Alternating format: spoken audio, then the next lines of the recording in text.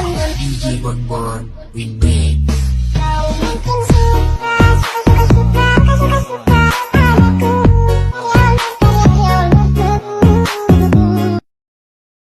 Yutu dan timnya baru saja selesai mempresentasikan proposal proyek mereka yang bernama SK1 pada sebuah forum Institut Penelitian Antariksa Shanghai. Mereka semua tegang saat menunggu hasil keputusan para peneliti. Setelah berdiskusi cukup lama dan alot, para ahli menyimpulkan bahwa proyek mereka karena idenya masih sangat baru bisa saja diteruskan tapi dengan syarat harus menggunakan mesin spek tinggi. Yutu langsung tertunduk sedih mendengarnya. Tapi pada atasannya, dia mengaku kalau dia sedang gundah bukan karena masalah ini. Di tempat lain, Qiao Jingjing, seorang artis cantik yang sekarang sedang populer, baru saja selesai menghadiri acara penghargaan di mana dirinya mendapatkan penghargaan aktris paling populer lalu langsung berangkat menuju lokasi syuting ke Hengdian World Studio. Akan tetapi, semakin tinggi pohon semakin kencang pula angin yang menerpanya. Seiring dengan kepopulerannya muncul pula berbagai gosip tentang dirinya. Ada seorang netizen yang mengaku sebagai teman sekolahnya Jingjing dan bercerita di medsos bahwa Jingjing dulu tidak cantik seperti sekarang dan menuduh Jingjing melakukan oplas. Kembang sekolah dulu bukan Jingjing melainkan seorang gadis jenius lain. Dia juga bercerita bahwa Jingjing dulu pernah menyatakan cinta pada seorang pria yang terkenal tampan dan pintar secara akademis dan juga dalam olahraga. Pria itu saking pintarnya sampai dijuluki Dewa Belajar, tapi Jingjing ditolak dan dipermalukan sama pria itu. Kabarnya persyaratan untuk jadi kekasihnya pria itu adalah harus ber-IQ tinggi. Si Dewa Belajar dan gadis jenius sama-sama diterima di Universitas Tsinghua dan mereka kemudian berpacaran. Jingjing tampak santai saja membaca semua itu. Manajernya Jingjing jadi penasaran apakah semua gosip masa sekolahnya ini benar. Jingjing dengan jujur mengakui bahwa ada yang benar dan ada yang salah. Yang salah adalah dia tidak pernah oplas dan selalu cantik sejak lahir. Dan masalah IQ-nya juga tidak benar karena dia lulusan universitas bergengsi. Sedangkan bagian yang benar, dia akui kalau dia pernah nembak cowok dan ditolak. Tapi cowok itu tidak menolaknya dengan kejam, justru pria itu menolaknya dengan sangat sopan. Tapi tampak jelas kalau Jingjing masih menyimpan rasa pada pria itu. Apalagi saat kemudian temannya memberitahunya bahwa Yutu dan pacarnya sudah putus sejak tahun keempat kuliah, mereka cuma pacaran selama setahun. Kabarnya sekarang Yutu tinggal di Shanghai. Temannya Jingjing penasaran jika Yutu melihat Jingjing yang sekarang apakah mungkin dia menyesal pernah menolak Jingjing. Jingjing cuma terdiam mendengar nama itu dengan sedih. Dia masih ingat betul bagaimana dulu dia mencoba menembak pria tampan dan pintar itu tapi ditolak dengan sopan. Pria itu beralasan bahwa dia ingin mencari seseorang yang bisa bekerja keras bersamanya di masa depan. Tapi orang yang kau cari pada akhirnya tidak bekerja keras bersamamu sampai akhir. Batin Jingjing teringat kenangan itu. Jingjing ketiduran sepanjang sisa perjalanan. Mungkin saking kangennya dengan Yutu dia sampai memimpikannya dirinya kembali ke masa sekolah saat ujian tengah berlangsung. Soal ujiannya sulit sekali menghitung jumlah kalori dalam stroberi. Jingjing yakin bahkan Dewa Belajar pun takkan bisa menjawabnya. Namun tiba-tiba pria yang dipikirkannya itu ternyata sudah selesai duluan lalu maju ke depan untuk menyerahkan lembar jawabannya.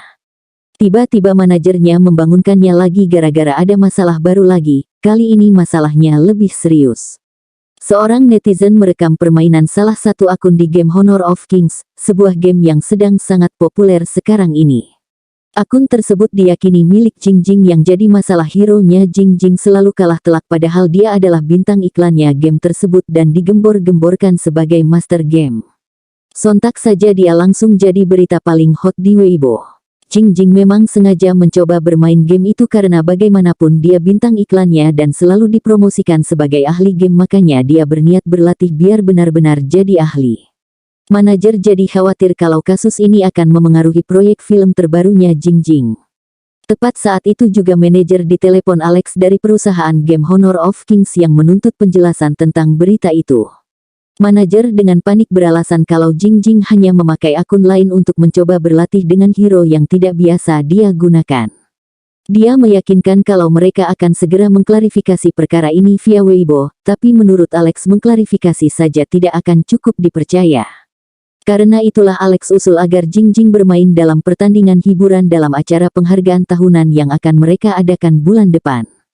Mereka akan memilih 5 pemain yang beruntung dan ditambah Jingjing jadi totalnya 6 orang. Lalu mereka akan dibagi 2 kelompok, setiap kelompok bebas untuk mengundang 2 pemain profesional sebagai rekan tim mereka.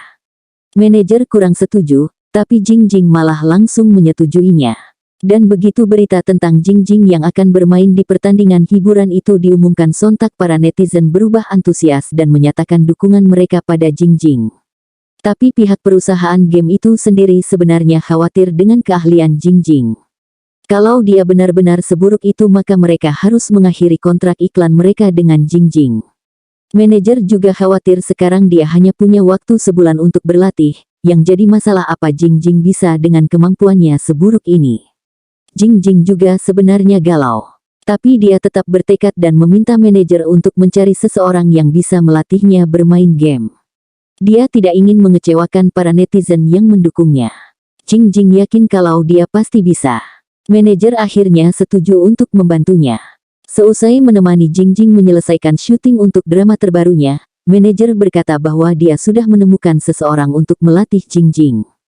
Jingjing sudah antusias mau bertemu pelatihnya, sampai saat melihat orang tersebut ternyata suaminya manajer sendiri, Ah Guo. Senyum dan harapan Jingjing runtuh seketika. Jelas dia meragukan kemampuan Ah Guo. Tapi manajer bersikeras mengklaim kalau suaminya ini pemain ahli. Dia memang punya banyak waktu untuk main game karena dia seorang bapak rumah tangga, istrinya yang sibuk di luar. Suaminya ini pemain lama cukup berpengalaman untuk melatih Jingjing. Lagi pula dengan situasinya Jingjing yang sekarang, tidak baik jika dia mencari orang luar untuk melatihnya. Takutnya akan lebih banyak rahasianya yang bocor. Jingjing akhirnya setuju dan menurut dengan patuh. Ah Guo meyakinkan bahwa menguasai game ini sangat mudah, Jingjing pasti bisa melakukannya dalam waktu sebulan. Ah Guo pun mulai membawa Jingjing ke dalam dunia game dan memberinya beberapa nasihat. Karena Jingjing masih baru jadi dia menyarankan Jingjing untuk jadi support dulu dan mengikuti Archer, karena itu yang paling mudah. Tapi sehebat apapun permainan Jingjing, dia tetap akan sulit untuk mengalahkan pemain profesional karena pemain profesional pasti akan mengejar posisi inti. Tapi Jingjing malah mendadak agresif ingin mendapatkan posisi inti juga. Ah Guo yang sangat meragukan kemampuan Jingjing, menyarankannya untuk memainkan posisi support saja, karena itu posisi paling mudah dan tidak perlu memikul tanggung jawab. Dia memperkenalkan beberapa hero support lalu mengajak Jingjing bertanding. Dan hasilnya, Jingjing terus-menerus kalah dan membuat hero-nya Ah Guo terbunuh juga. Ah Guo dengan canggung terus-menerus mencoba mengganti hero-nya Jingjing, tapi tidak ada satupun yang cocok dan Jingjing terus saja terbunuh. Mereka terus berlatih tapi hasilnya sama sekali tak ada perubahan. Jingjing berpikir kalau ini gara-gara dia tidak terbiasa memakai ponsel yang bukan miliknya sendiri, dan memutuskan untuk mencoba berlatih dengan ponselnya sendiri. Tapi biar kejadian serupa tidak terulang, dia memutuskan untuk membuat akun kecil yang dia namai Souke Zai Mianhua. Namun saat game itu menyuruhnya bikin tim, tiba-tiba saja dia melihat nama akun Yutu Dao Yao. Jingjing mengenali nama akun itu sebagai milik Yutu karena dulu waktu sekolah Yutu juga menggunakan nama akun itu dalam forum sekolah. Dulu dia pernah mencoba add friend Yutu, tapi tidak pernah diterima. Tapi kemudian Jingjing mendapati akunnya Yutu aktif dalam forum penggemar antariksa. Jingjing pun memutuskan bikin akun kecil dengan nama Souke Zhao Mianhua, dan mencoba add friend Yutu di forum penggemar antariksa itu, mengklaim dirinya juga penggemar antariksa. Dan yang tak disangkanya, Yutu langsung menerimanya dengan cepat. Saking tak disangkanya, Jingjing sampai bingung mesti ngomong apa. Cepat-cepat menguasai diri, Jingjing pun tidak berharap bisa setim sama Yutu, yakin dirinya takkan diterima seperti dulu. Tapi tiba-tiba saja Yutu sendiri yang mengirim undangan masuk timnya. Jingjing langsung saja menerimanya. Para rekan setim mereka langsung heboh mempermasalahkan siapa akun baru ini. Yutu mengaku tak kenal, dia salah pencet tadi. Jingjing tidak peduli dan dia menolak keluar dari tim, dia bahkan tak peduli biarpun dia akan membuat mereka kalah nantinya. Mereka pun mulai menentukan posisi. Sesuai saran Ah Guo, Jingjing mengambil posisi support mengikuti seorang archer. Dia santai saja bermain sambil bernyanyi riang dan tiba-tiba hero-nya langsung kalah dengan cepat. Namun tiba-tiba hero-nya Yutu muncul lalu dengan ahlinya mengalahkan para monster seorang diri. Yutu ternyata ahli main game juga. Mereka terus bermain, jadi Jing Jing malah membuat kesalahan lagi dan membuatnya cepat mati lagi. Seorang pemain yang kesal, langsung merutukinya. Tapi Jing Jing tetap diikut sertakan dalam permainan berikutnya dan selama itu, Yutu terus-menerus mengalahkan lawan-lawannya dengan mudah menunjukkan keahliannya yang hebat dan membuat Jing Jing semakin kagum.